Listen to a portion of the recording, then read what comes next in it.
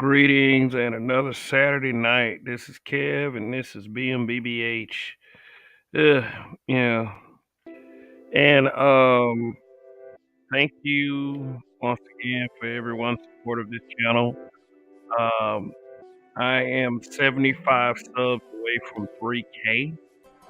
Okay, so thanks to all the new subs and thanks for all my existing subs who has always supported my broadcasts and watched my uploads. Especially the news pieces that I do.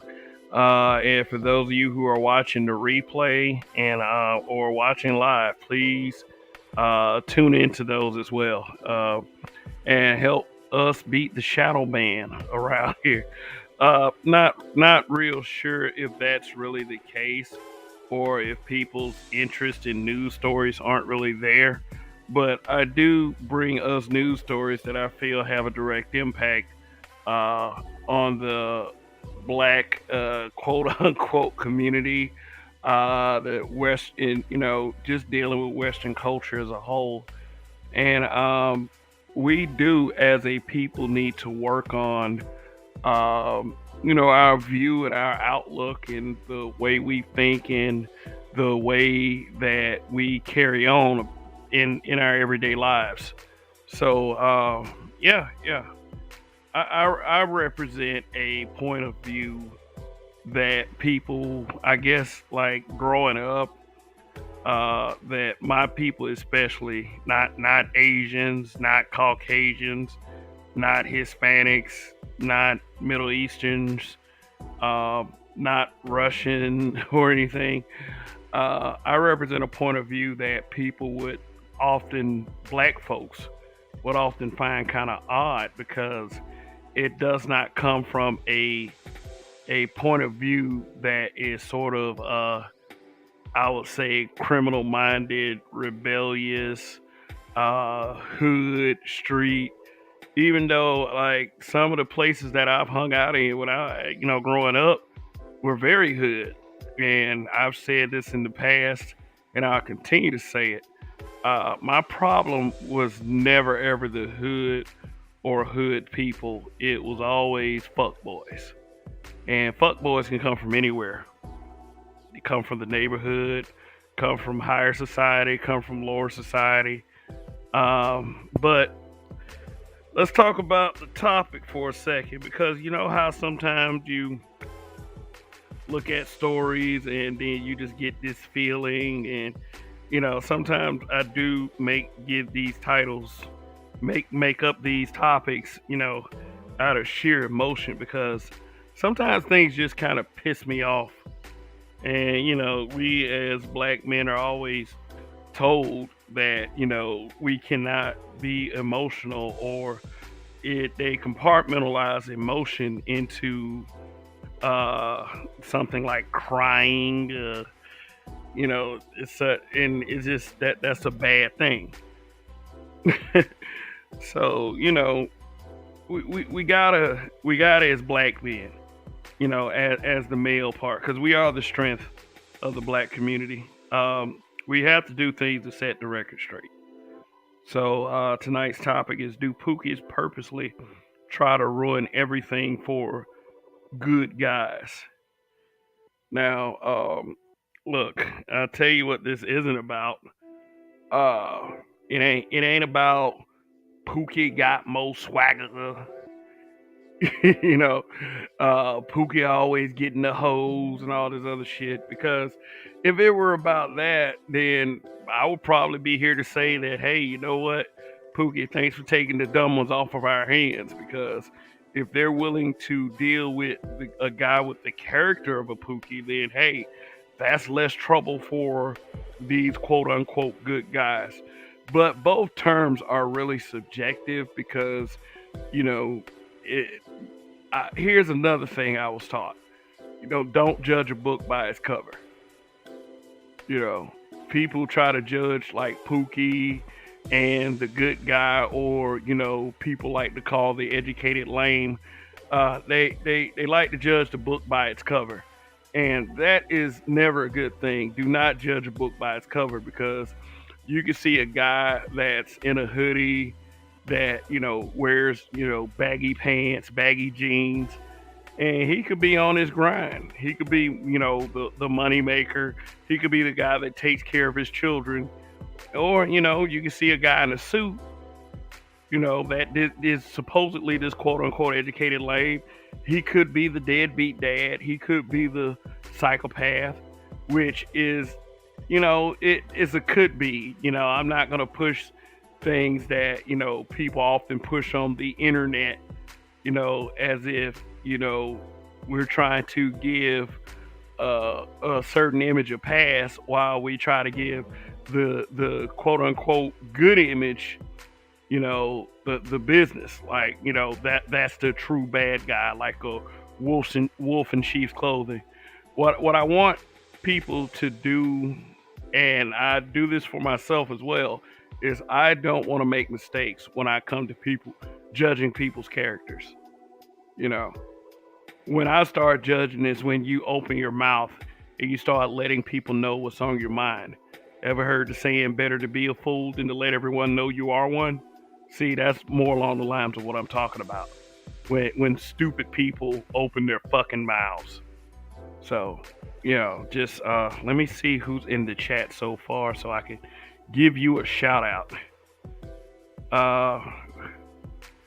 We got RPM in the building. Peace, brother. Definitely check out his channel. This guy has the perfect voice and the perfect cadence for broadcasting and podcasting and radio. Plus he does pretty good numbers. So definitely check RPM out. Oh, we got Prepper 101 in the building. What's going on? Phil Brad, what is up? Greg, what's going on? And hurry up and buy. Salute as well. Yeah. So one thing I would do every time I would hear these Pookie conversations in the space is that I would get a little sarcastic and be like, here's one of the things that I will say consistently. I will say that Pookie was a crackhead on New Jack City and he died. Just to eliminate, some of the confusion, I would say. But Pookie had two definitions for me. Pookie was like a cute nickname for a child, possibly, or a baby even. Let me use it in a sentence. Oh, look at my little Pookie, or what I just stated, the character that Chris Rock played on New Jack City. But let's not play dumb. Pookie is referred to as a compromised man in the when we talk about Pookie in the space, a guy of lower character, possibly a deadbeat dad, those kinds of guys. But what I would probably refer to more is in the context of these guys make it hard for black men to unite. Thus making it tough for the quote unquote good guy to look at our community and say, hey, you know what? This is a community that we need to work with. Now, let me see if I can find this news story real quick. So I can show you what inspired the title for tonight. Just bear with me one moment.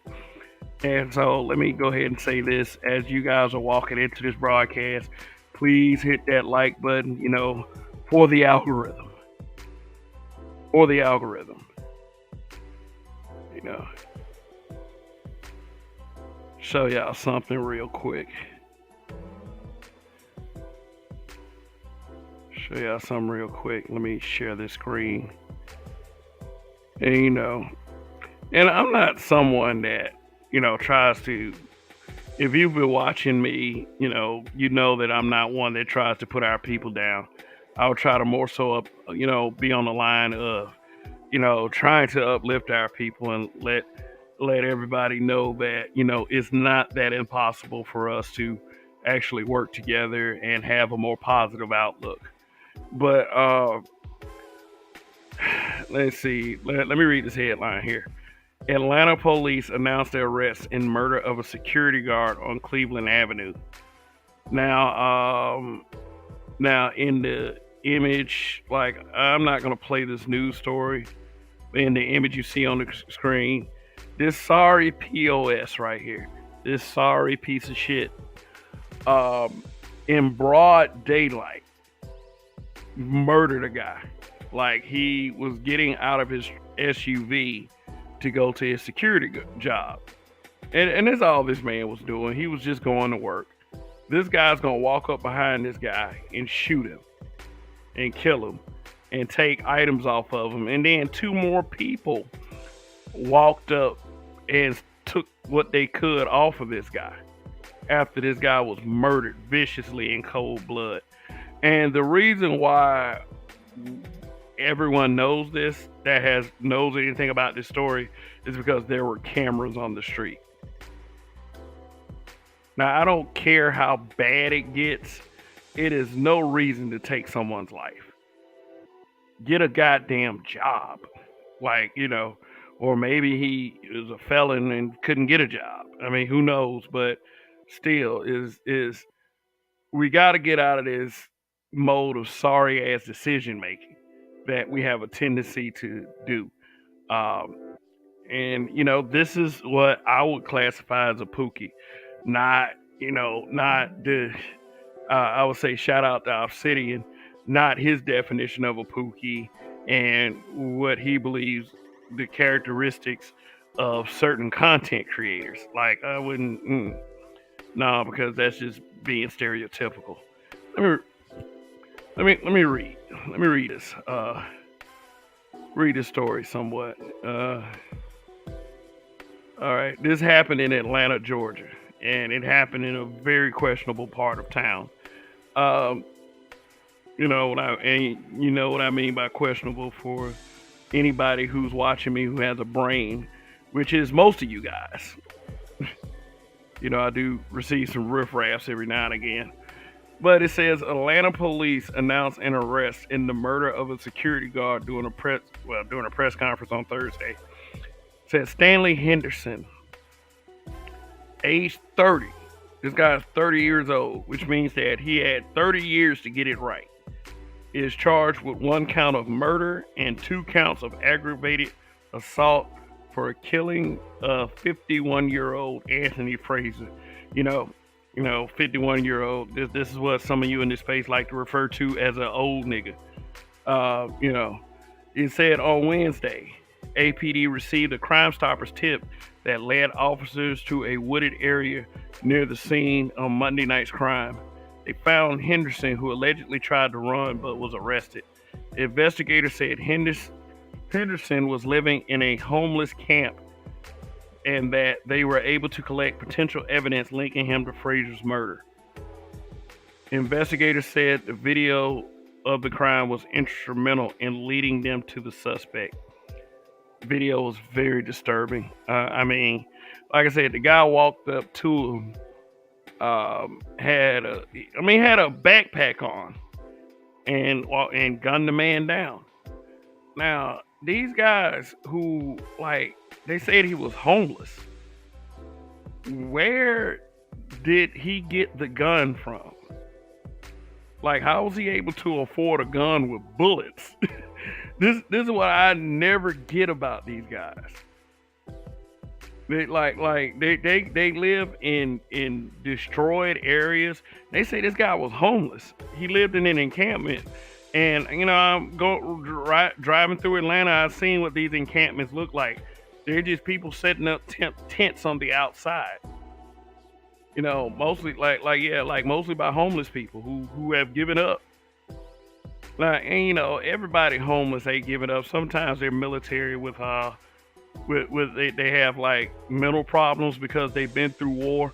And really, the military in this country, after they come back from war, they get dealt by a bad hand by the same government that supposedly applauds them on their patriotism. But I seriously doubt this guy's like this. He's just a thug, a pookie, you know. And it's like I said, it's really sad that he took a man's life and probably didn't even get that much. And shout out to the people who tipped these. Shout out to the people who tipped the police off. Some of you call it snitching, but no, I mean, I wish they catch every one of these clowns that do dumb shit like this. You know, guys who really tried, they look at these stories and they say stuff like, "Damn, I'm glad I don't stay in these motherfucking areas," or just you look at this community and you think to yourself like, wow, is it really worth it at the end of the day? I would more along the lines encourage people not to give up so easily once these kinds of things happen, but it's kind of hard not to. Now, like, I'm the guy that tries to uplift black men. This guy was 30 years old. This guy was 30. And he was enough of a lowlife to murder someone that he didn't even know. Who knows, he might have, but does it even matter at the end of the day? This man lost his life trying to make some money to take care of things over a piece of shit like this. But I'm glad police have him in custody, and whatever happens to him happens. I hope he's punished to the fullest extent of the law. So just make no mistake, when I mention Pookie on this channel, I'm talking about a low life scumbag. There's nothing I have good to say about a Pookie. I'm not talking about the guy who has the swagger, that be pulling the hose, and he's a multiple time baby daddy, because I could care less about that. I'm not talking about the guy who makes it tough for other communities to see us in a certain way. This is why don't nobody, no other race respects us. I don't care about that. And besides, that's tomorrow night's conversation anyway. I'll elaborate more on that kind of sentiment. It's just that it pisses me off and it makes me mad knowing that I'm not a Pookie. I've hung around what a lot of people say are Pookies, and they would even stoop to this level. It's just, I've hung out with all kinds. I've hung out with the guys you call educated lames. I'd much rather hang out with the lames than any person like this. I've hung out with hood people, and like I said, some of the best people in the world are from the hood. Like, I gotta admit that.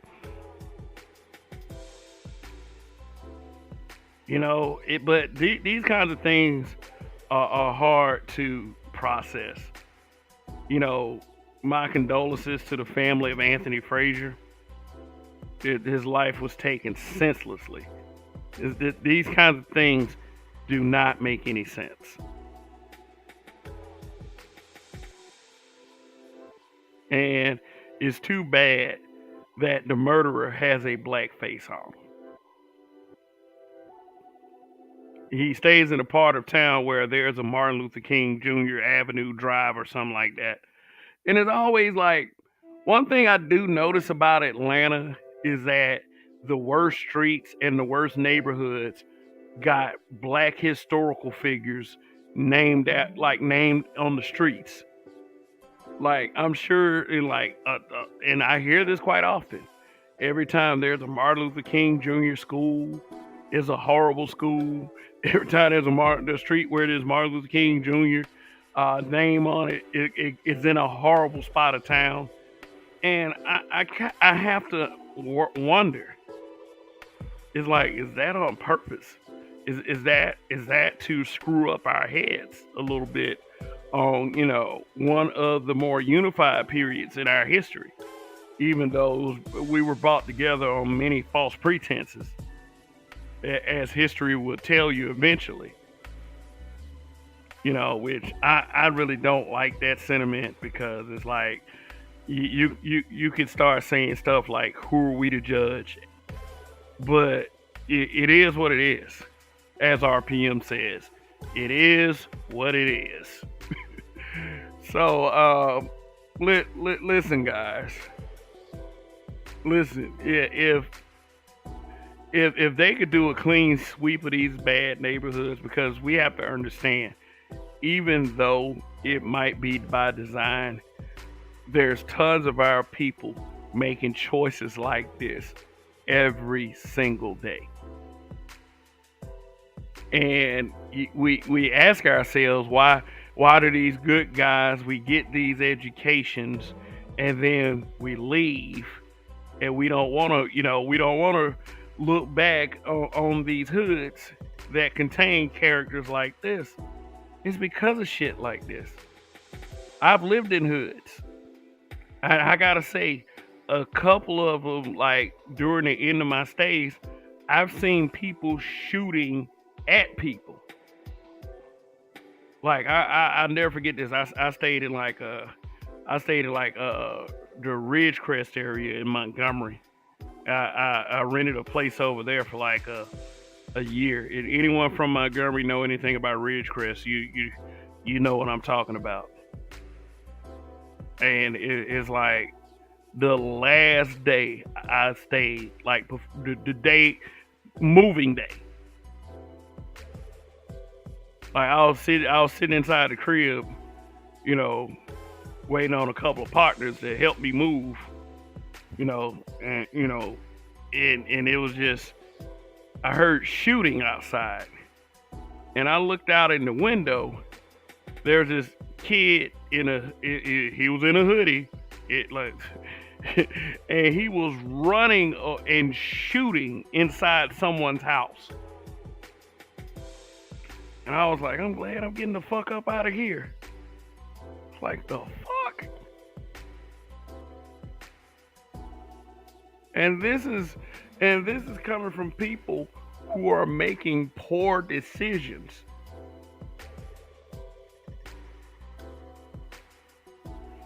I mean, it was crazy. That day was crazy for me.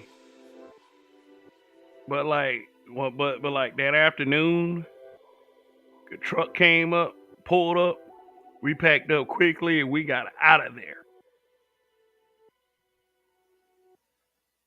Dudes be like, man, you do be leaving the hood and then forgetting where they came from. Shit, I don't blame them.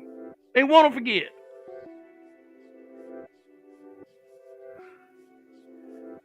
But damn, it's like, but let's enact the Naxos fallacy. Not all. Not all black men are like this. Thank God. Not all hoods are like this. Thank God. Not all of our people are like this. Thank God. Does it do a lot to harm our image? Yes, it does. But here's the thing, black folks. We should be proactive in trying to eradicate this nonsense. And one of the ways that we do this is not raise our sons to be pookies.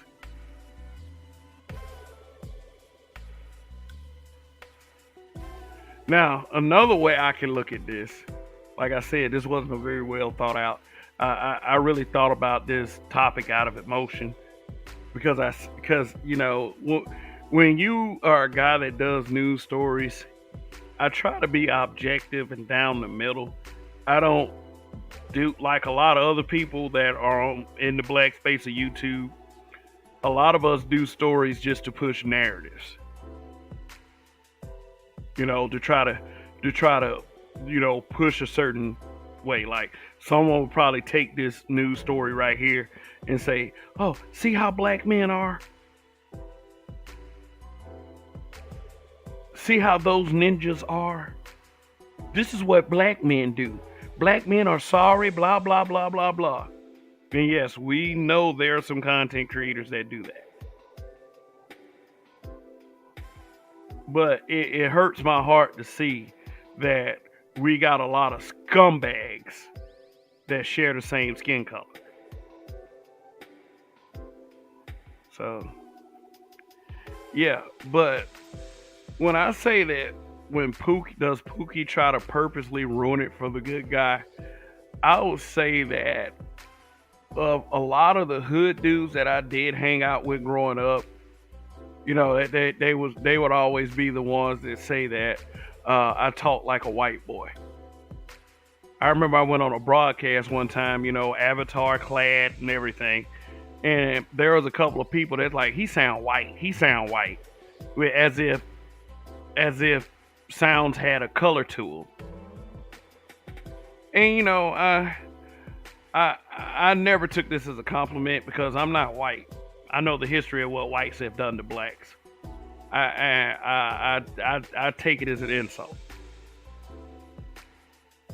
But some of the hood types would actually try to push for me to change to being more like them. And they were more Pookie-ish.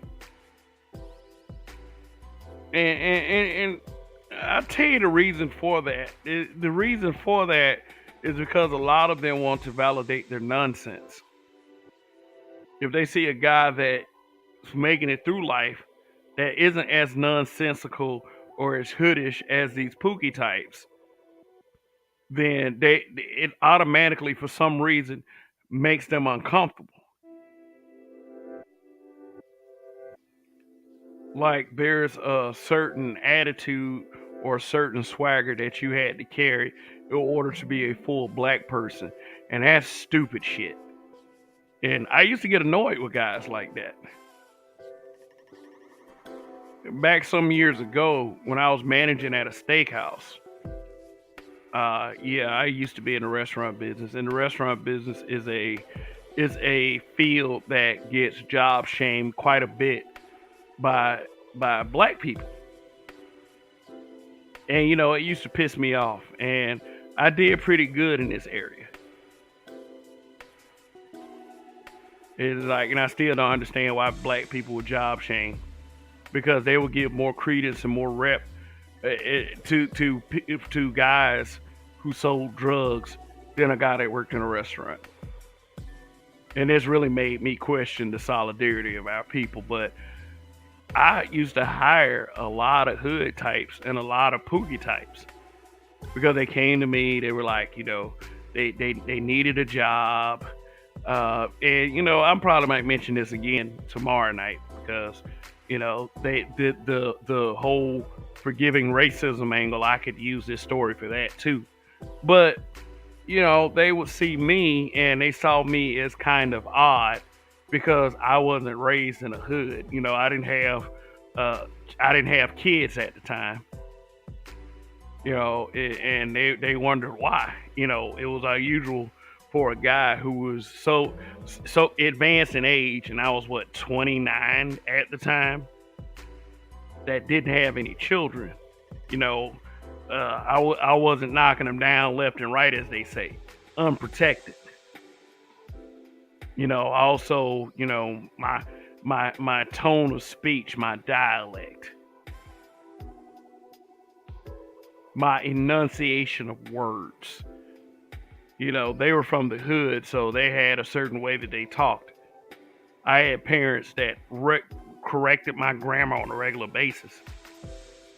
And these guys would actually wish I were more like them than commend me for being me. Not all of them now. A couple of guys out of that experience became a couple of my best friends in the world. And I communicate with them to this day. The rest of them niggas, fuck them. But that's one thing I never ever understood, how, you know, they would try to, I would say, ruin me, try to get me to be of another character, of a lower character, as a matter of fact. Yeah, I know I seem like I'm telling some of my business, but this is called black men being brutally honest. And that's not supposed to have a filter. I'm not going to tell you all my business, but I will tell you the truth on a lot of things. Um, yeah, and these guys, actually, I would run into more problems just for being the kind of person I was, rather than the decisions that I made. And I would say most of the decisions I made were for the betterment of how things function in that place. But they couldn't get past their ignorant points of view, which ignorance could be subjective, but trust me, they was on some ignorant shit. But things changed when that redneck ass motherfucking white man walked in and started running the place. But that's a story for tomorrow night. But that shit kind of annoyed me. It did. Okay, let's rewind a little bit. You know, back in the mid 90s. Now I'm showing my age. Once I graduated high school, I started hanging out with guys of questionable character once again. And these were guys that I worked with. A couple of them I knew from school. And it's like, and I always wondered if I never hung out with this particular individual who was a few months older than me, would I have ever tried weed? Now. I'm on the side of the opinion. I don't think anything is wrong with smoking marijuana. I don't. I think it's one of the dumbest things to be illegal on the planet. And I myself would never push or encourage anyone to smoke. Unless you get on my fucking nerves. I say, man, you need to smoke something. Something like that. But not encourage or push it. But it was something that I wanted to try around these guys. But one of these guys said something very significant to me. He said, I don't know if we met, that if you were put here to try to influence me to be better, or if I was put here, I was put in your life to influence you to become worse. Like, I don't know where this guy is today, but I hear that he's incarcerated. Granted, he's a few months older than me. He used to always try to get me to act a certain way because he found the way I acted was odd. Like, odd as in I was always carrying myself as the quote unquote good guy. Like, being a good guy, I would say, like, I never called myself a good guy. It was always other folks. It was always a social death knell. Rewind, let me see, back to junior high school. They would call me a good guy in junior high school. And these were when guys were trying to call themselves gang members. We had a gang member that moved from California, and he was actually the real deal, that created his own chapter in Montgomery. And this is when I first, like, this is me straight out of private school into public school. And I got mistreated quite often, let me say that. Getting into fights, and I didn't do very well in those fights. And I used to tell hood guys about these fights, and they was like, man, why don't you fight back? I'm like, man, look, I was 4'11", I was 95 pounds soaking wet against 5 guys, 6 guys sometimes. It's like, what could I do really? Like, I remember it was like a weekend ritual. I would get into fights because they were trying to change me, and I would get beat up. I was a little guy. I was like a couple years late on the growth spurt.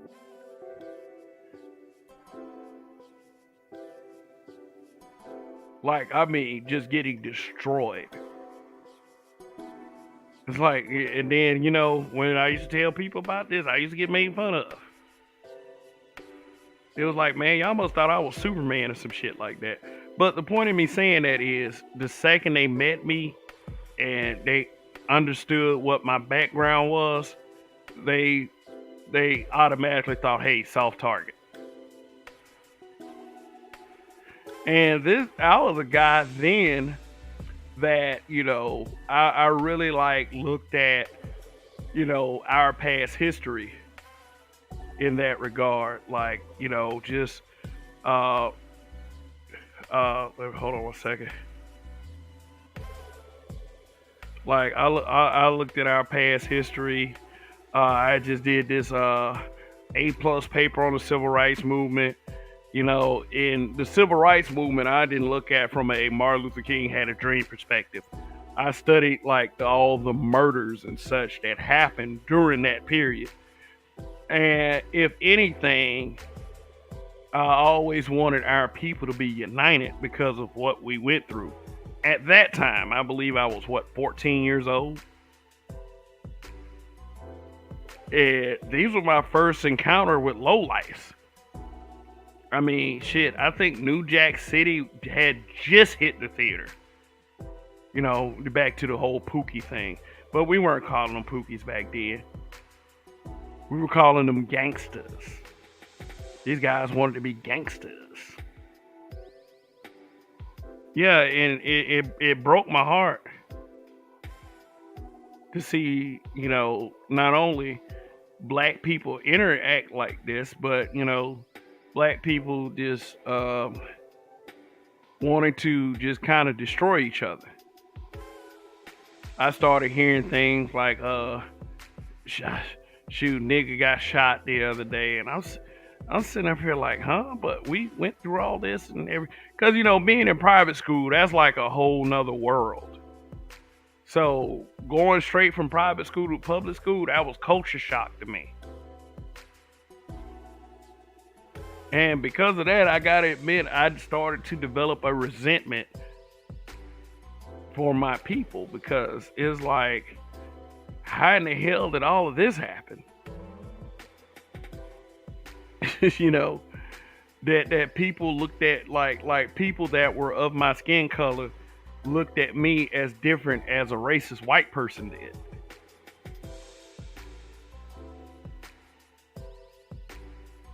And I will say that, it did things to my self-esteem. It started to, like, not only, like, make me feel like somewhat of an oddball, but, like, the white kids that went to the school, and a lot of people say this whole night, white folks were nicer to me and all this other shit. There were a couple of white folks that were nicer to me than the black kids were. I still saw a lot of the same qualities that I learned about in history books from a lot of those kids. So make no mistake, I wasn't the stupid one. But at the same time, it was like public school black kids saw me as odd. But I ain't gonna lie, a couple of them fine ones, they had a crush on me. Because, because they got tired of looking at them niggas. It was like, I was a refreshing departure from that. But anyway, let me stop belly aching about our people. The point I'm trying to make is that, there are people that are of questionable character that will make you look at our race like it's a lost cause, like we're dead in the water. And what I'm here to tell you is, no matter how many unfortunate run-ins that I had with our people, no matter all of the sick stories that I've saw with our people, all of the troubles that goes on in the hood, how our people maliciously hurt and kill each other. For some reason, I have a stubborn spirit. I haven't given up, especially for black men. It's like, no matter what happens, I do understand that there are some level-headed people out there. that aren't like this, that share in some of the same disappointments that I have. A lot of guys, like, they had different experiences, and they have worse experiences, and they made it out, and they say fuck this place. Now, a lot of the times I am opposed to guys who think and believe this way, but I do understand quite a bit. I do understand. And really it's not really my place to argue with those guys. Well, sometimes I will put up an argument. But if you're a guy that feels that way, that feels like the hood and black people and Western culture are a lost cause, I do understand that there may be a reason for that. But know this, no matter how cool at one point I thought hood guys were, because, there was a period in my life where I thought hood guys were cool because of all the pussy they were getting. I never changed who I was. I never departed who I was. I never tried to be something that I wasn't. And if that bothers a motherfucker, well, fuck them. Shit, I don't care. Like, let them be bothered. That is not my issue. If it bothers you, it is your issue. And I'm here to let you know that you can always be yourself.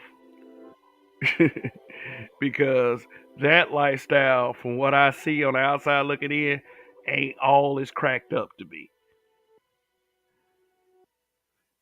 So let me look at some of these comments.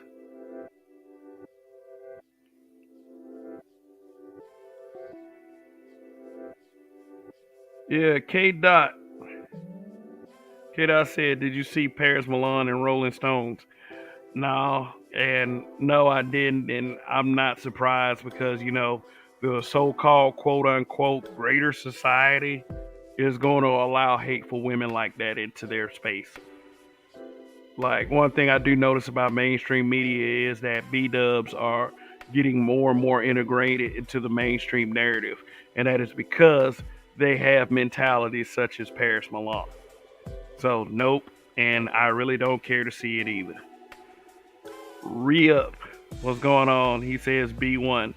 I hope you're not, some people are actually black first. I hope you're not talking about that bastardization. I mean, if you're talking about more of Professor Black Truth, Jason Black, B1, then cool. But, I mean, even if you're talking about them, I mean, I'm going to understand that you're your own person. But, Indigenous TV, what's going on? Says Krypton getting hotter than fish grease. Oh, we got Celebrity Podcast. What's going on? That's the homie right there. Check her channel out. Greg says, my wife at her funeral in Chicago now for family of 3 neighbors found shot dead in their house, thanks to Pookie home invaders. My condolences to the family.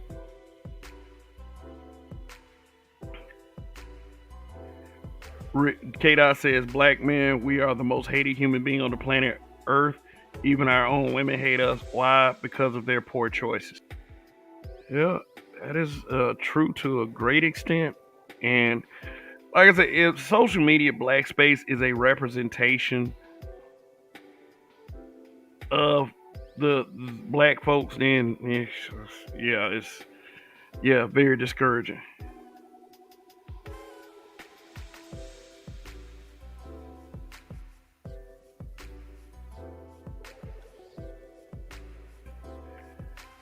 Well, the Rio said Cali gang members sound white. Yeah. We got the Pookie spear,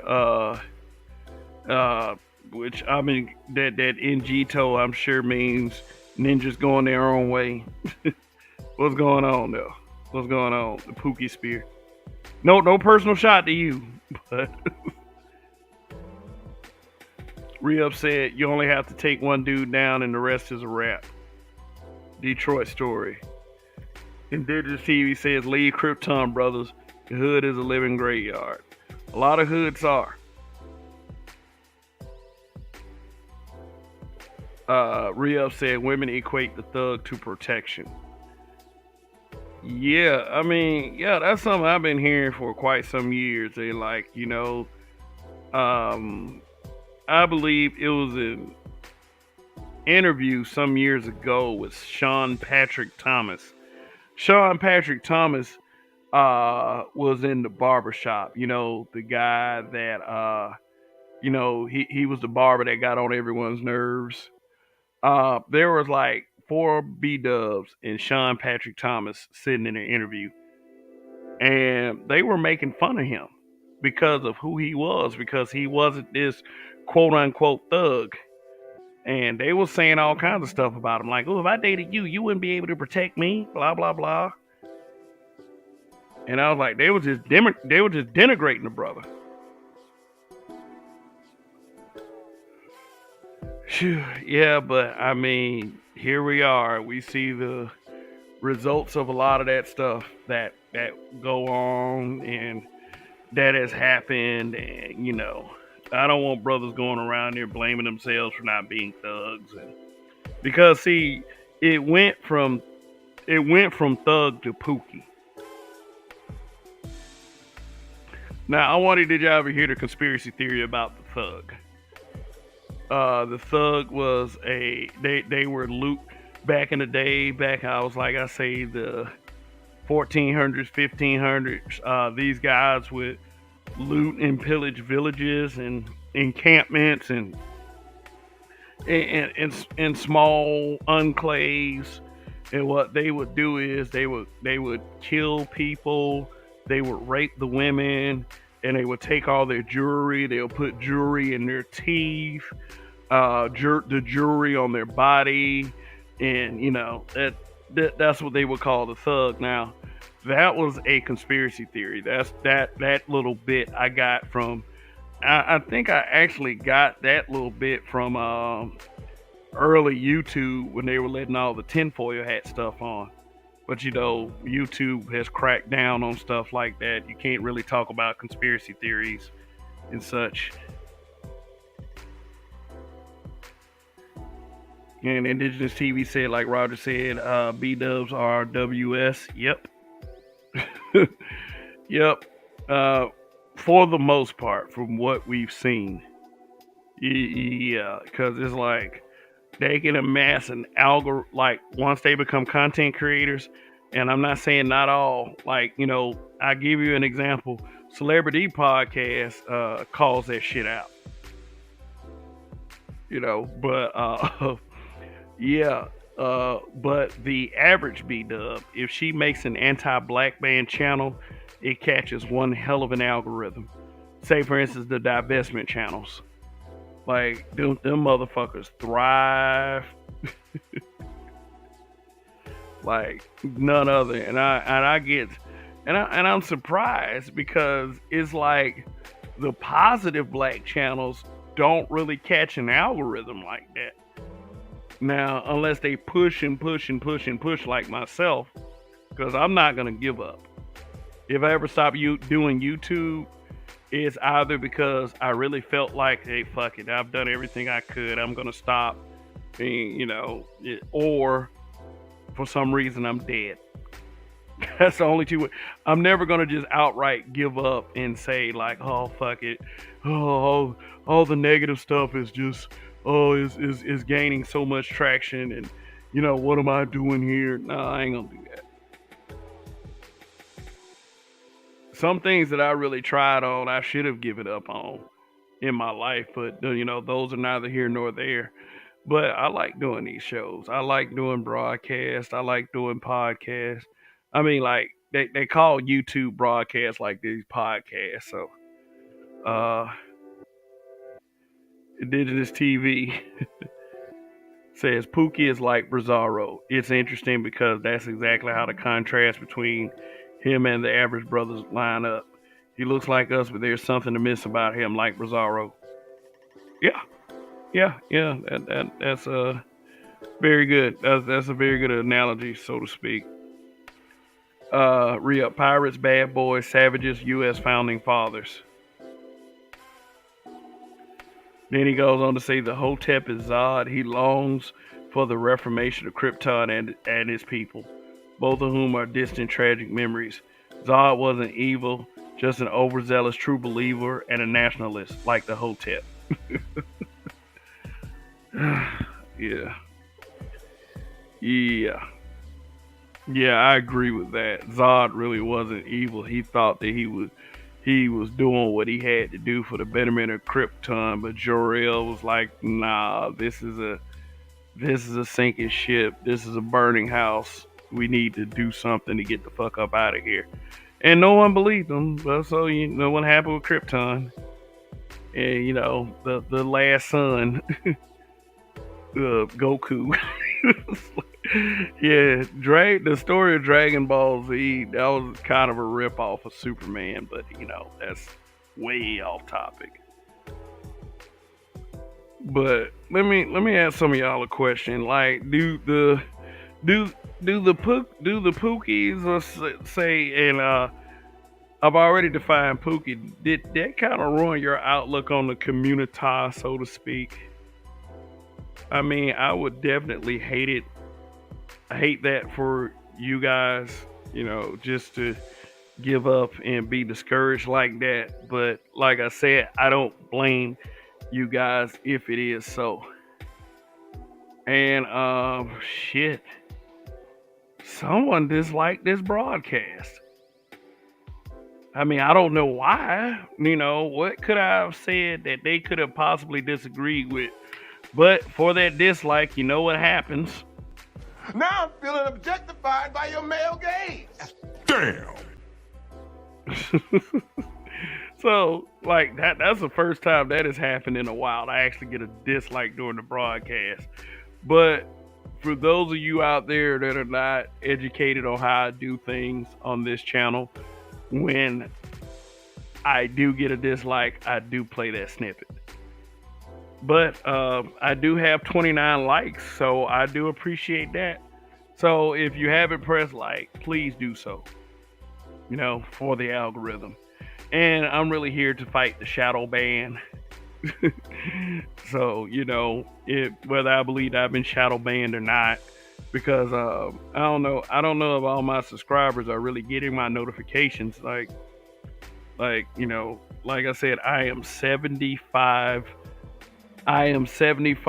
subs away from 3K. Yep, I haven't lost a sub, so yeah, I'm 75 subs from 3K. So if you're watching and you're new here, please hit that subscribe button. Help me get to that 3K. And last week I was at 2,900, so I've gained 25 subs in a week. So that's very hopeful that I get to the 3K pretty quick.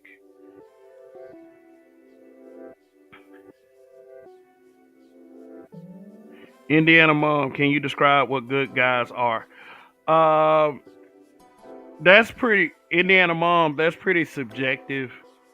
Um, when I was explaining how I used to get called a good guy, I explained that I never called myself a good guy. Good guys are really seen as people they stay out of trouble. They are seen as guys who do what they're supposed to do. They don't take chances. They don't walk on the edge. They really try to encourage other guys from doing stupid shit. But I've often described being a good guy or being called a good guy as a social death knell. Because once you are classified by your people, or what I'm talking about, black people, people in Western culture, as a good guy, they see it as weakness. They see you as a weak person. They see you as a person that won't take the chances these quote unquote thugs and pookies will. And it kind of does suck. Yeah, I mean it kind of does, and I'm not one that is a huge fan of it. I mean I don't I don't I don't welcome the good guy title.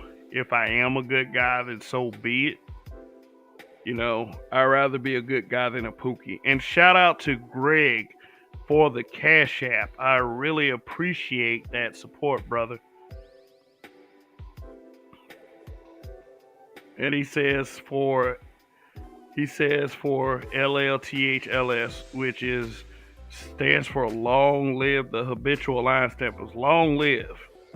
Appreciate the support, really. And for those of you that might want to put something in a collection plate, my Cash App is scrolling across the bottom of the screen. Yes. So really, really, really appreciate the support. It's very encouraging. All right. Shout out to the Bunker TV. What's going on? Another good content creator that you guys should be checking out. But to Indiana Mom, here's what I will say. And thanks for coming to the broadcast, by the way. Here's what I will say. Be very wary of someone who calls themselves and constantly pushes that they are a good guy. Because, you know, good guys don't have to call themselves good guys.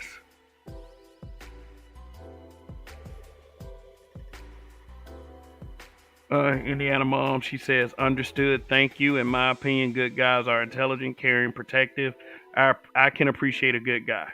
Oh, okay. All right. That's good to know. That's good to know. So anyway, yeah, just do pookies try to purposely ruin it for the good guys? Meaning that, do they maliciously try to bring good guys down to a level that makes them comfortable with themselves? The answer probably is yes. Because, like I said, from my life experience, when I would go into questionable areas, and I would do this without fear. I would do this without fear. Not meaning that I would go looking for a fight. But once I started to speak and started to show my character, they saw me as the oddball. Whereas I might have saw them as the oddball. And let me tell you something. They saw it as being a very humorous thing. And one thing that I had to learn at an early age is that I could not be sensitive about it. I couldn't be sensitive about it. But I will tell you something about these guys. They would be very sensitive about anyone looking at them like they're less than. I'll tell you, I've been in a few situations where people be like, you talk like a white boy, hee hee ha ha. And then I was like, well, you speak in Ebonics. And then I'd be like, hee hee ha ha. And they will almost always be pissed off at me about it. and I would sit up there like, well, shit, why are you being so sensitive?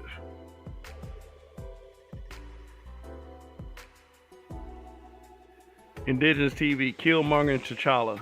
Black liberals, Pookie, Keisha love Killmonger and thought T'Challa, the good guy in this equation, was a sellout and weak. Well, T'Challa ended up winning at the end, didn't he? He beating that ass.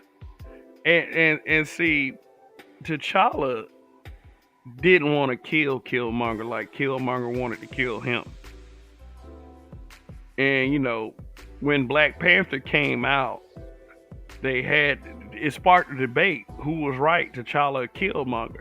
A lot of people rather be Killmonger than T'Challa because he had that bad boy edge. People wanted to be Killmonger because of his political views.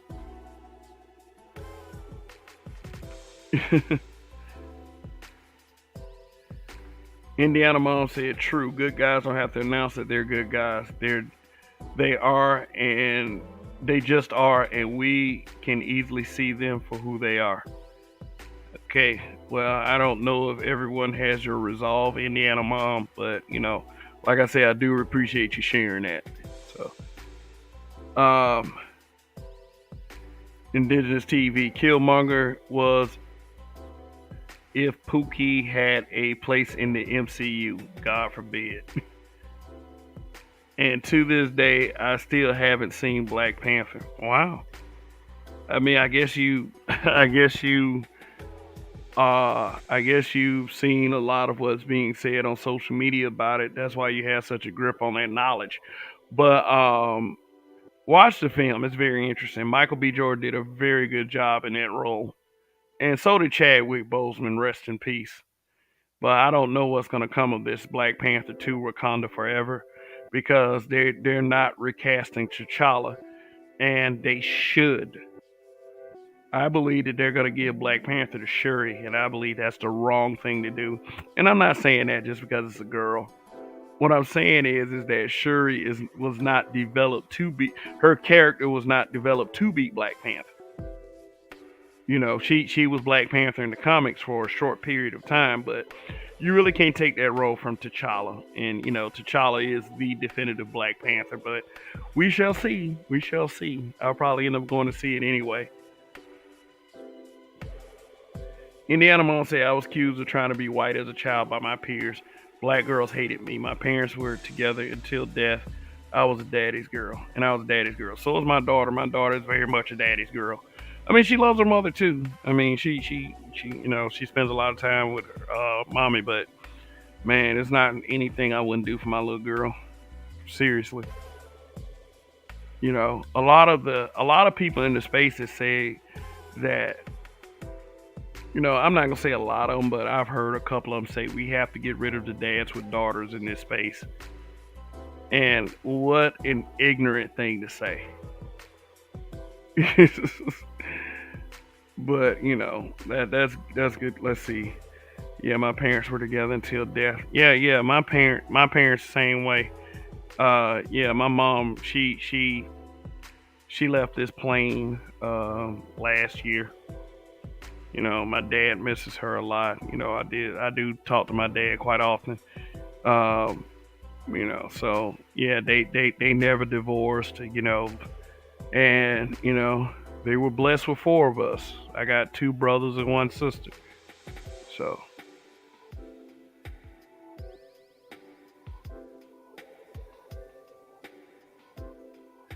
Said T'Challa is Biden or Obama. Nah.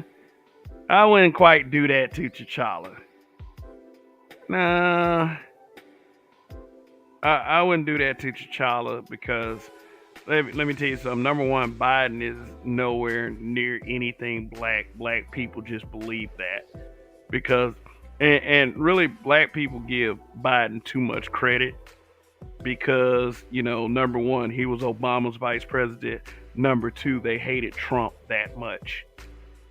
Yeah, Obama was trying to please everyone. T'Challa was just Wakanda and Wakanda alone. So that I don't agree with that comparison at all. I wouldn't bring T'Challa down like that. Like I said, Obama was trying to please everybody. Obama wasn't exactly for blacks or anybody. He was a political shield.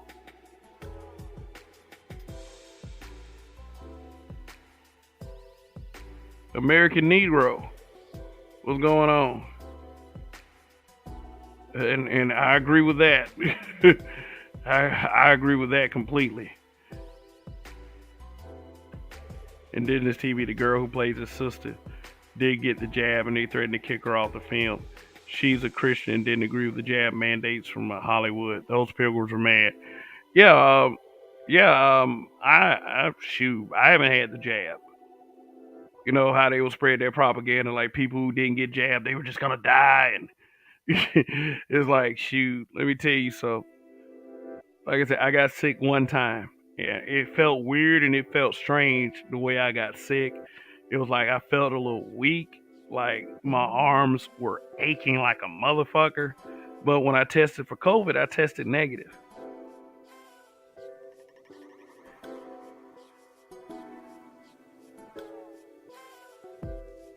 Indigenous TV said the left want to recast. Her name is Letitia Wright, and she's solid. Girl knows who she is and is very intelligent. Yeah. Like Kyrie Irving.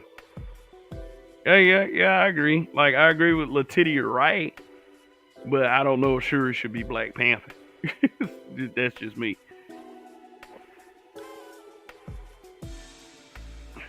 Now, back on the topic. UFO Kamikaze 1. What's going on? He says, Krypton immune system, fuck that jab. Yeah, I mean, anything that they said that we don't want to release the information on it, like they signed a mandate saying that we're not going to release the information on it for like 75 years, they definitely have something to hide. And what is this, a second dislike? Is 2 dislikes? Now I'm feeling objectified by your male gaze. Damn. Damn, I must have really said something that people don't like or something. I mean, I'm good with that. Keep them coming. I don't give a damn. I'll play that video as many times as I can. But it's like, maybe they didn't like the fact that I say Shuri shouldn't be Black Panther.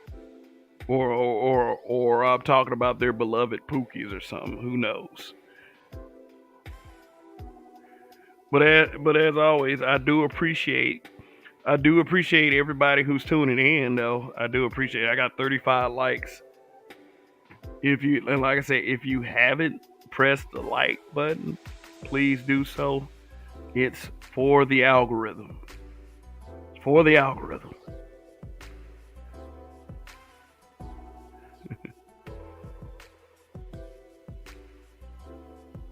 I'm gonna say black folk eating chitlins scared of COVID-19. Orlando's, what's going on? Says Pookie unconsciously ruined everything for good guys. Indiana Mom said, I don't think I know any Pookies. If you like a definition of Pookie, if you didn't hear, it's like Pookie is a compromised man. Basically, like a criminal-minded individual, a man of low character.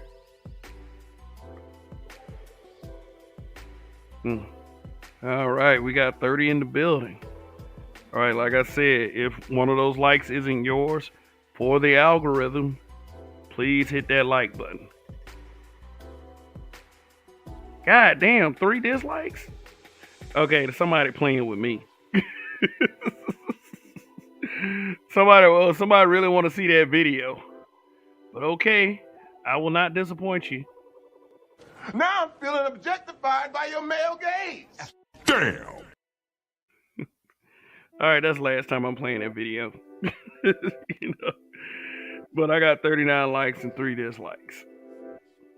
So, I mean, it's whatever from this point.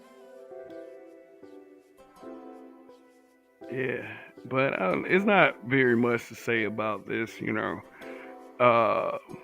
Maybe I should open up the panel. Maybe I shouldn't. I don't see any panel lists, so to speak, in the chat right now. You know.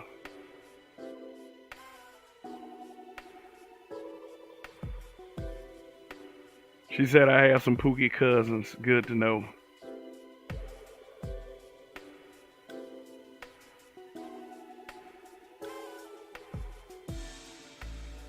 UFO Kamikaze 1 says, I always click the like in any chat I participate in. It should be a requirement to chat.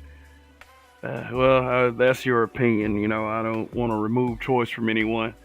But, you know, I appreciate it. I appreciate you hitting the like button. Indigenous TV said my dad was a pookie, but he left that life when my older sister was born in 1980. Pops was a jack of all trades, pookie from Rolling Fork, Mississippi. So you say he's a former pookie. Then people can change. People can change. Some people, a lot of people, a lot of black men, can change for the better. Hell, Judge Mathis was a pookie growing up. But he said at the death of his mother, he decided to change his ways, and then that's when he went to law school, and then he would eventually become a judge. The Pookie and the educated lame, re-up says, is really the same person. Both are suffering from a social deficit or rejection of some kind. Now, let me try to clarify the educated lame. An educated lame is an entitled man who believes that just because he has an education that he is entitled to certain things that other men get effortlessly. And a lot of that time that centers around a female. Yeah. Or he just a guy that is kind of maybe, and I hate using this word, an incel type.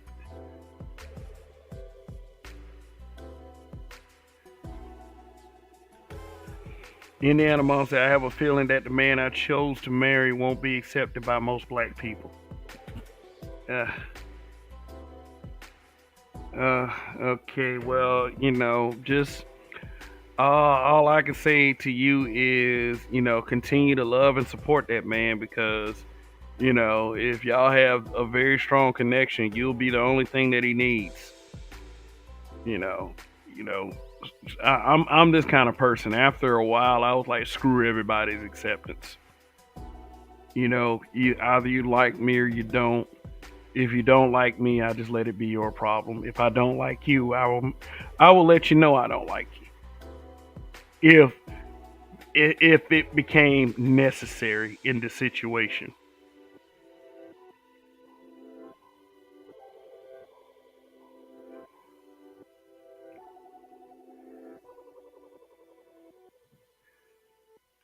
Indigenous TV said, in Kev, my parents are proof that, by and large, black women go for Pookie, LOL. My mom is from the suburbs, middle class Kansas. Dad scooped her, and the rest is history. Kansas? Hell, he must have told her, oh, you're not in Kansas anymore. That was corny. But, yeah. No, I heard Black Uru said that, let me see, I think it was Black Uru that said that his daughter went to one of the good schools, after Roger tried to make it. It's like, Roger tried to make, shout out to the Roger Report, by the way, one of my habitual line stepper brothers. Yeah, he said that, if Bdubs want a good, productive black man, they need to put themselves in places where there are good, productive black men. And Black Guru came behind him and said, well, the girls that went to the good schools, they would always, like, he's from Chicago. He said that they would go to Inglewood to mess with the guys. So, yeah, I mean, if that reinforces Indigenous TV's point, that he just made about his parents, yeah, they do have a tendency to be, a lot of them do. Not all, because,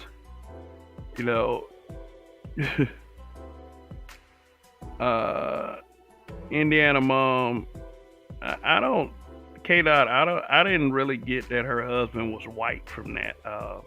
If he is, he is. That's who she decided to marry. But, and she said she had a lot of white girls as friends. I mean, I had white friends too growing up. And that was by way of me being a cancer patient. Like, I went to this camp that was specialized for kids with cancer. And I had cancer as a teenager, so I had met a lot of white friends. Like they weren't lifers or anything like that, but I would be able to communicate. I knew how to communicate with everyone. Oh, Indiana mom just confirmed it. Let me say this about Indiana moms. You said that your husband would not be accepted. Uh, uh, I believe he would be. I believe he would be, and I believe that you would be the catalyst behind that. And it.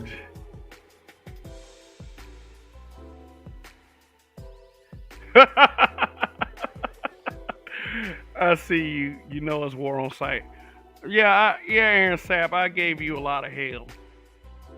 I gave you a lot of hell, and like I said, I don't blame you. So, it is what it is, brother. We kind of disagree on quite a few things philosophically, but we do kind of agree on a lot of things as well. So I can at least admit that, but I get it. But thanks for being forthcoming enough to say that. Uh,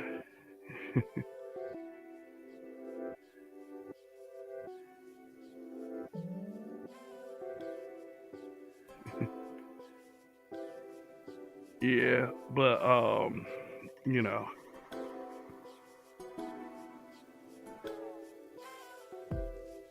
let's see. Got 41 likes in the building though.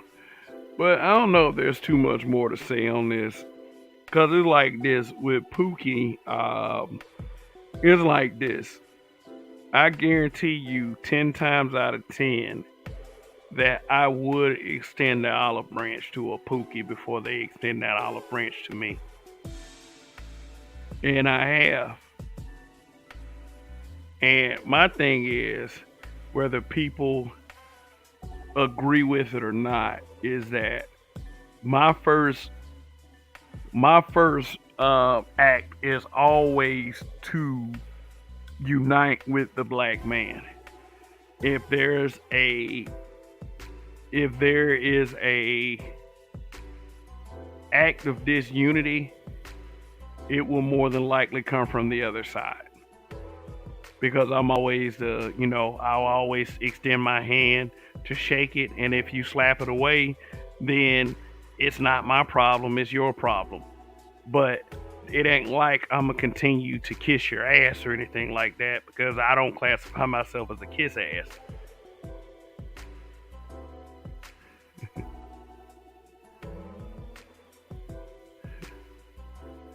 Toya the tutor, what is going on?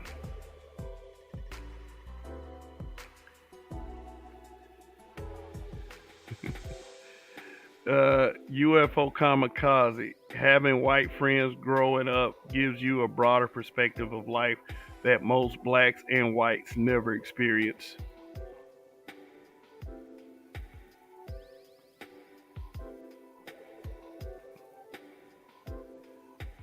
Oh, Aaron Sapp says, I have a different experience with y'all with Pookies because they tend to listen to me. I think it's a difference in values with you and them.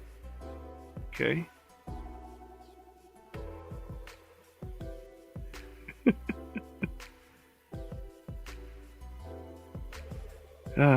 Okay.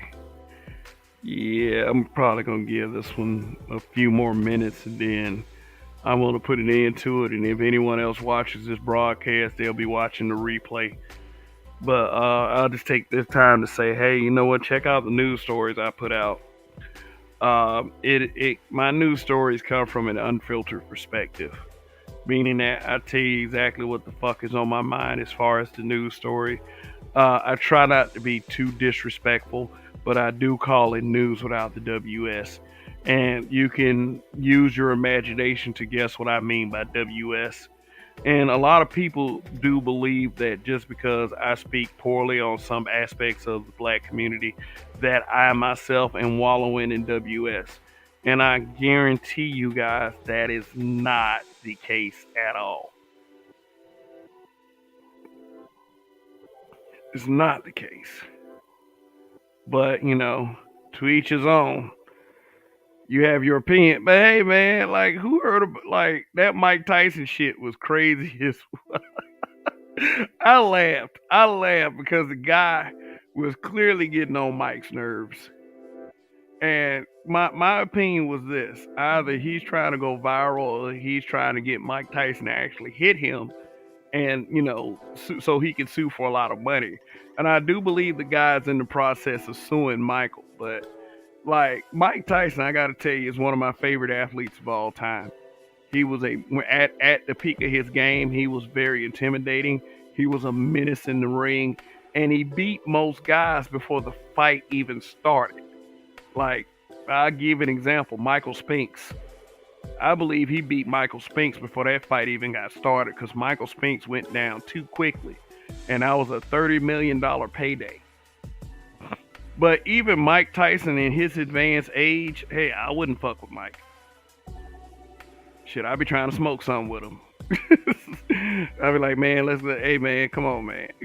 Come on, Mike. No, I ain't trying to, Mike Tyson, he got that old man strength right now.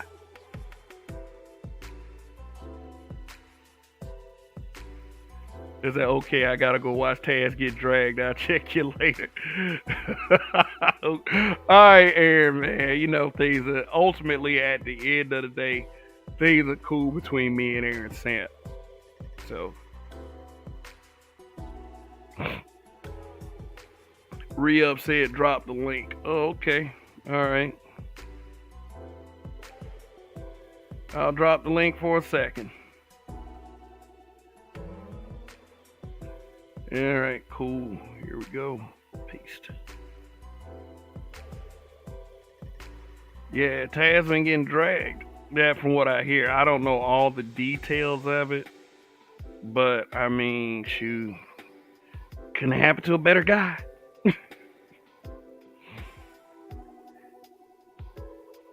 Yeah.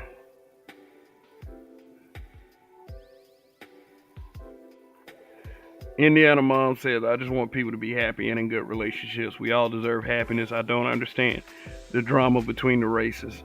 It probably could be due to the environment that you have been exposed to. It could be, yeah, the environment that you've been exposed to. You haven't run into too many disagreeable whites, and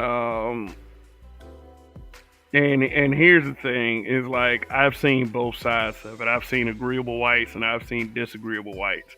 I've seen disagreeable blacks and I've seen agreeable blacks. The disagreeable blacks are the ones that I'm disappointed in because I believe that we should be more in tune to who we are, and if anything, we should be more willing to unite with people that looks like us. Coffee Nino is in the building. Cloud watching, but the title caught my attention. Yeah, it's been a while, man. It's been a while since I seen you over here. But I'll be seeing you in other chats too. So, what up, brother? I'm good. I'm good, by the way. So, all right. Just I'm just over here, continuing to create my own lane. Whether anyone agrees with my affiliations with the Black Manosphere or not, you know what I'm saying. But I'm more so a guy, like I just got through saying, I'm more so a guy that continues to try to create my own lane and build my audience my way. And definitely the people who watch, you are definitely my audience, and I do appreciate you guys to the fullest. I mean, I don't expect you to do anything outside of your comfort zone. You watch. He said that I know the places I should not be. Learn my lesson, Coffee Nino. I mean, yeah, man, but like, look, if, like I said, people are always welcome here, and like I said earlier in the broadcast, if I don't like you, I will personally tell you that I don't like you. But I would never discourage anyone from coming. It's a certain kind, but Quality, you've never crossed me, so you know. Uh, say Indigenous TV said Tad's been getting jumped all week.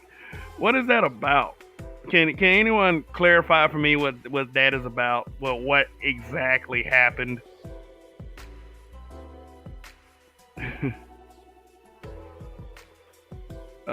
Indiana Mom says I'm 51 Gen X. We grew up loving our music, our movies, etc. But I never experienced any negativity with being with a white man and having biracial kids. Yeah, well, see, you're in the right area. You're in the right area. And see, you're not.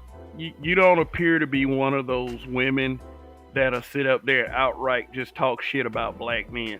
A lot of the time, a lot of these, and in fact, a lot of these women that, like, a lot of these Bdubs that talk shit about black men, they're still having sex with black men, and they sitting up there talking about you should divest to white men, which is one of the silliest things I've ever heard.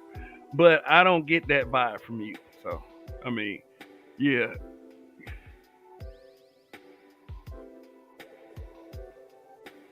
He said he got that Cleon from the Warriors treatment care. He getting hella elbows from all sides. I mean, he said so much negative shit about black men. He said so much negative shit. Man, he said Ramil Red Supreme and Black Woman Spear on his ass like the law. Man, Ramil on his ass again, because really, like, I watched that broadcast in Logic Spear when he let Taz up on the panel, and Taz was calling him a pedo, and he repeatedly kept saying it. He repeatedly kept saying it, and Logic Spear, Ramil, they're supposed to be boys, and Ramil felt some kind of way about Logic Spear allowing him to talk like that. But Logic Spear is a grown man, and Taz is a grown man as well. I always believe that you guys should be able to talk that shit out. But Red Supreme be on Taz's ass a lot, and Black Woman Spear, well, yeah, I heard that they melted down a while back, but I happened to catch a glimpse of Black Woman Spear's interview with the Honest Truth.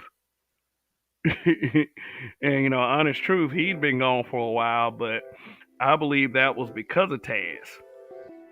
And Taz like really killed his whole thing with the divestment community, the divestment chick, because Honest Truth was having 400, 500, 600 people watching. And it was on some foul shit, but it was a business move for him.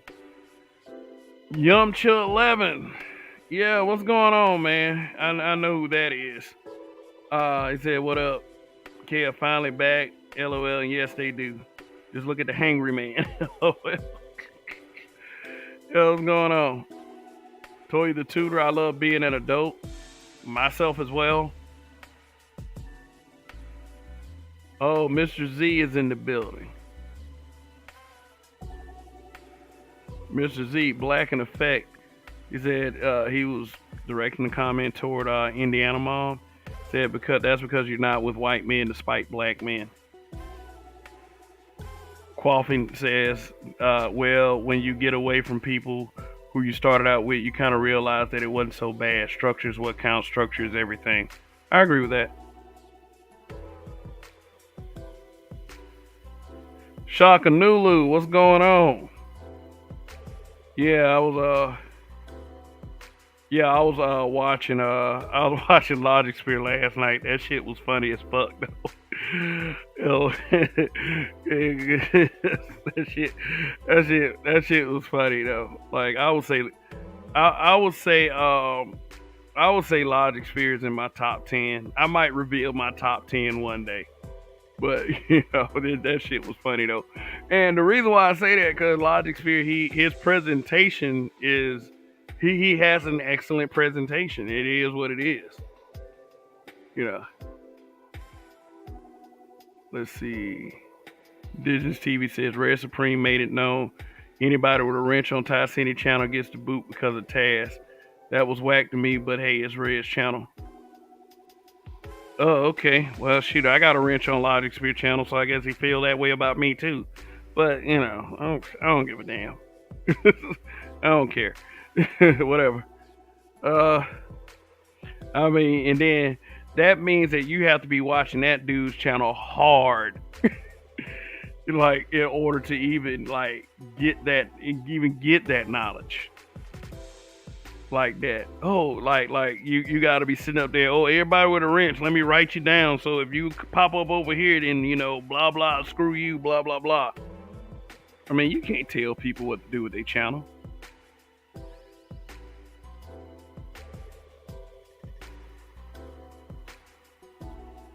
Shoot. Just like I wouldn't expect nobody to come over here and tell me what, like, yeah, y'all know what kind of business y'all, like, people know what kind of business they get when they try to come over here and tell me what to do with my channel. So it is what it is. I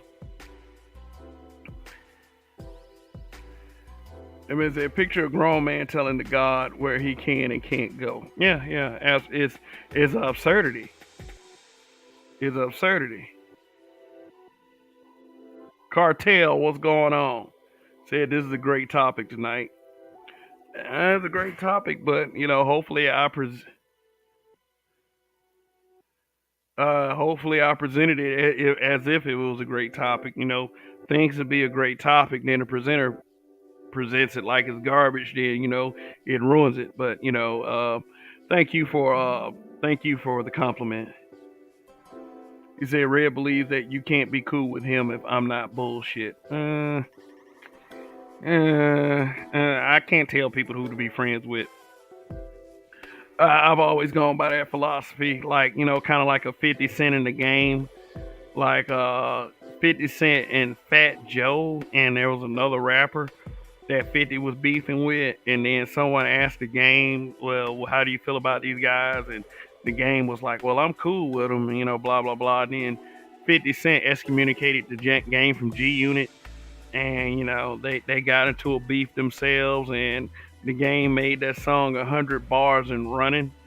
Like, it was like, I would say it was almost up there with No Vaseline. Like, game went hard on G Unit. And really, like, as time went on, 50 really, like, fucked over G Unit, especially Young Buck. He excommunicated Olivia, talking about Olivia was too soft. Let me see. I don't know what happened with him and Lloyd Banks, but you know, it just Lloyd, like, I don't know. Like, I kind of think I don't like 50 in the way that he'll go super hard on black men, but when one of his ex-girls, ex-girlfriend, what's her name, Chelsea Handler? Yeah, Chelsea Handler. He said something in support of Donald Trump, and then Chelsea Handler jumped his shit about it, and 50 backed down immediately. I was like, man, look at this nigga right here.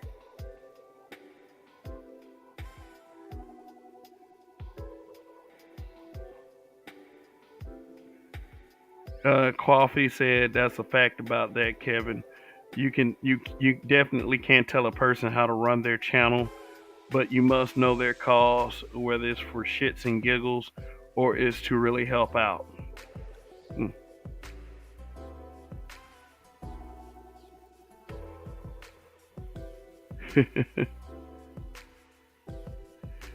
Said Mr. Z said Lloyd Banks wrote for 50. I'm convinced. Yeah,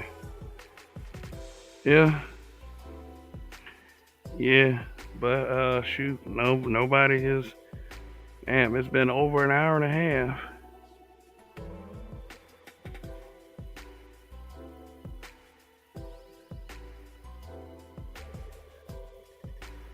I mean, I said, Indigenous TV Kim, Mrs. Z is in the chat as we speak. He's cool with Roger and BGS. I fuck with Roger heavy, but I can't stand BGS old ass.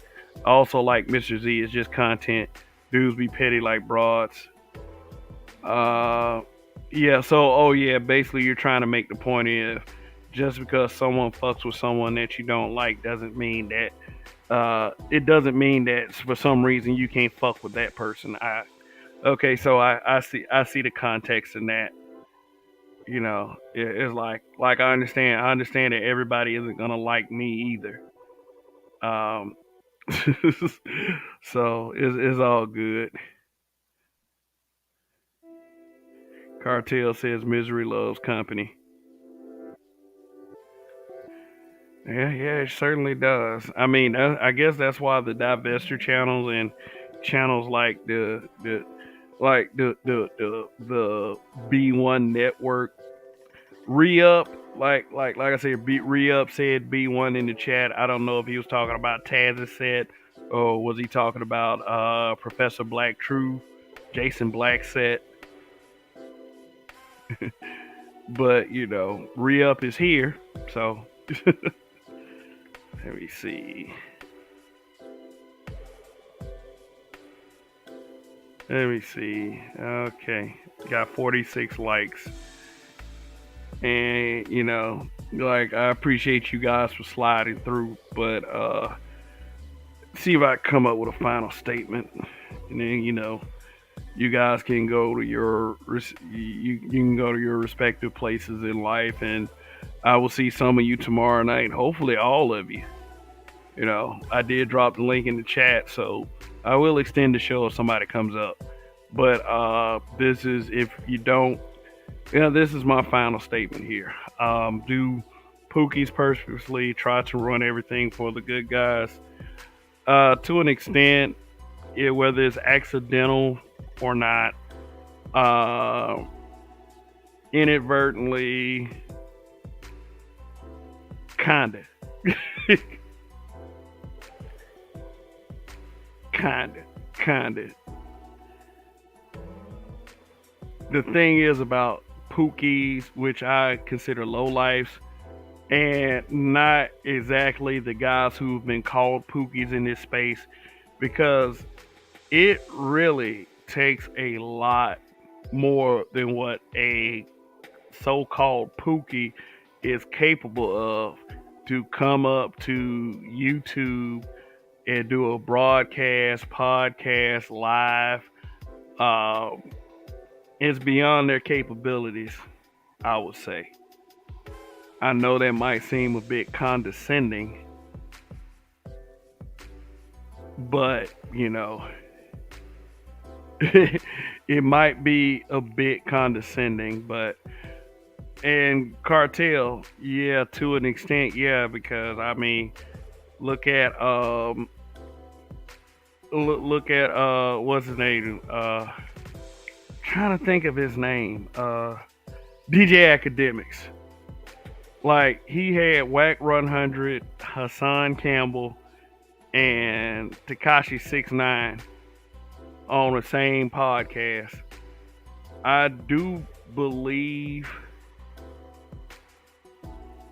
that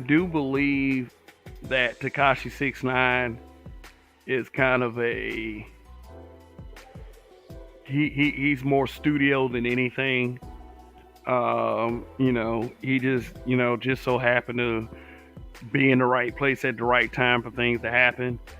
I do believe Whack 100 is the real deal for what I believe, but I hear him and Hassan Campbell is going back and forth at this point. Hassan Campbell is kind of a pookie, but he's an established content creator with a large following. So, not all pookies, I guess. Kareem's in here. Kareem, I would have acknowledged her about it. There she is. There she is. Hey, Kareem. What's going on? Always good to see you. Always good to see you.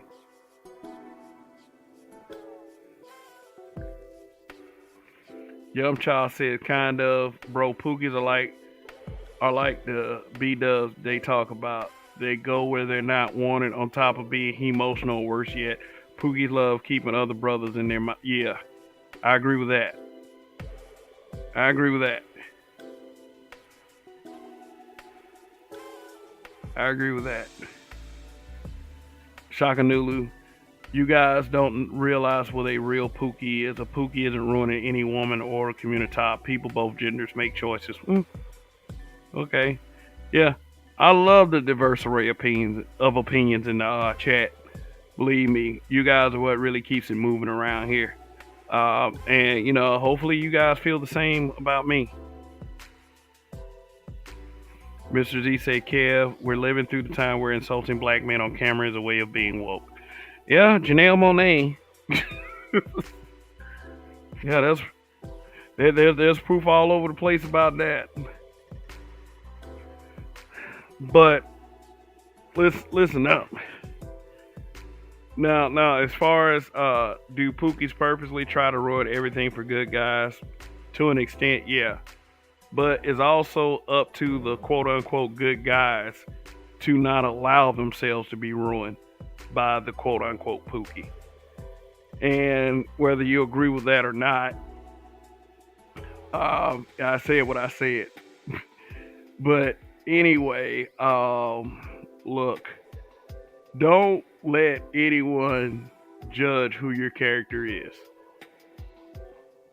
I mean, not even me, and know that when you come to this broadcast, I will always allow you to be your own person, to make the choice to be your own person. I'm never going to call somebody a pookie. I'm never going to call somebody a good guy. I'm never going to call somebody an educated lame. I'm never going to outright call somebody a thug. That's something that you have to prove that you are out front. Because I'm human. I'm not a perfect person. I'm not a perfect person by any means. I am subject to make mistakes sometimes. But at the same time, if you cross me, you will find out who the real person is. And then you might be calling me some shit. Like a pookie or a lame or a thug or something else entirely. But at the end of the day, it's all about how we treat each other and how you treat yourself. And that's all I have to say for the moment. Yeah, and Indigenous TV, I'll leave with this. If you're educated, you're definitely not a lame. I do hate the fact that educated and lame, it's those are two horrible words to be put together. But yeah, I definitely gave my definition on what I thought this was. But like I said, treat yourselves good and treat each other good as well. And that is pretty much it for me right now. We're at the hour and 45-minute mark, and I've said everything that I can say about this. So I will leave with saying this. Long live the habitual line steppers. In Kev we trust. I am going to win. We are going to win. Till the next time. Peace.